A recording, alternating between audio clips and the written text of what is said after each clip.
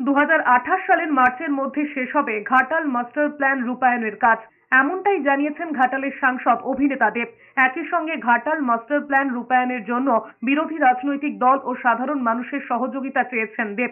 Ghatal master প্ল্যানের জন্য জমিদাতাদের উপযুক্ত ক্ষতিপূরণ দিয়েই তবেই কাজ শুরু করা হবে, এমনই জানিয়েছেন ঘাটালের সাংসদ অভিনেতা দেব।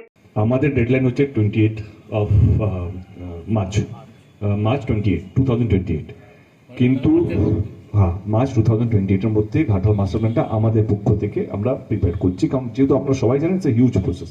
এই ঘাটাল মাস্টার প্ল্যানটা শেষ হওয়ার দায়িত্ব মানুষের সহযোগিতার উপরে আছে। আমরা কাল থেকেই মাঠে নামবো।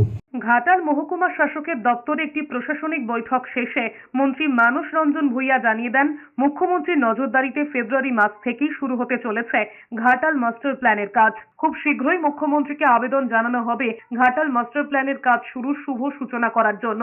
ঘাটাল মাস্টার প্ল্যানের জন্য শুধু পশ্চিম মেদিনীপুর নয়, পূর্ব মেদিনীপুরের 2টি ব্লক, মোট 7টি ব্লক এবং 2টি পুরো এলাকা নিয়ে শুরু হতে চলেছে ঘাটাল মাস্টার প্ল্যানের কাজ। মানুষের কাছে যাব, মানুষের বাড়িতে যাব, বৈঠক করব, বোঝাবো, ছবি দেখাবো যে আপনাদের আশঙ্কার কোনো কারণ নেই।